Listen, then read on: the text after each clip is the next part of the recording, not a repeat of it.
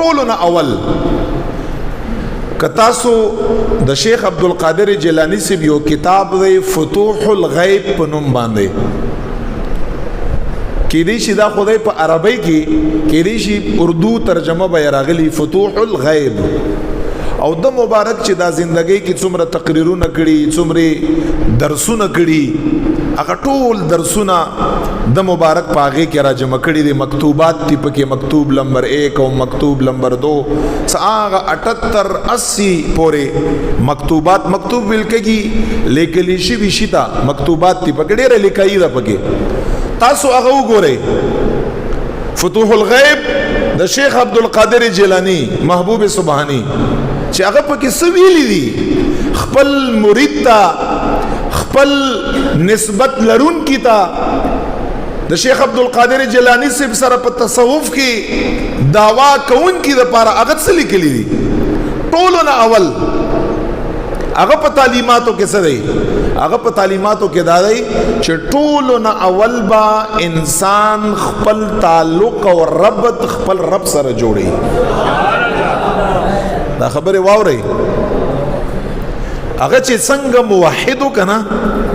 څنګه موحدو غوث پاک رحمت الله تعالی علیه په توحید باندې فتوح الغیب کې دا هغه مکتوب وګوره مکتوبات یې وګوره حیران بشي ته چې دا توحید مبارک څنګه بیان کړی دی هغه مبارکي چې ترڅو پوری انسان تعلق دا خپل رب سره جوړ کړی نه او ترڅو پوری انسان پر رب باندې باور او اعتماد او توکل دا پیدا شوی نی او ترڅو پوری انسان د ټول مخلوقاتنا چې دا څومره مخلوقات دي د ټول مخلوقاتنا هغه تما کټ شوی نی دا تمه والا تعلق دا یا پرې کړی نی دا یا ختم کړی ترڅو پوری نی غوث پاک مبارک فرمای ولی خو پرې ولی دا انسان کامل مسلمان هم آگے پوری نشي جوړې دی تب د ټولو خلقو نه تم کټ کې ټولو خلقو نه چې څومره زمینی خلق وي دغه ټولو خلقو نه به تم کټ کې تب هغه سره میلا وګیم میل ملاب بمر سره کوي الیکس الیک بمر سره کوي مینا او محبت بمر سره کوي احترام او عزت بمر تا کوي ارڅ تم باندې کوي دا به مکمل ختم کړي په دغه زړه کې چې ترڅو پوری او انسان په تب باندې غوث پاک مبارک فرمای مخلوقات نه کوي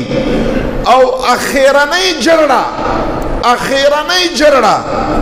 چې پزړه کې د تمین خطي شیخ عبدالقادر جیلانی سے فرمائی دا انسان په یو لار باندې الله تعالی ته نشي رسیدای دا یاد لري ټول باور او اعتماد په بچا باندې کړي دا په رب باندې کوي دنیا اسباب به استعمالي توکل تعریف داري چې دنیا اسباب استعمال کړه او اعتماد پچا باندې وکړه اعتماد پر رب باندې وکړه دې ته توکل ویل کېږي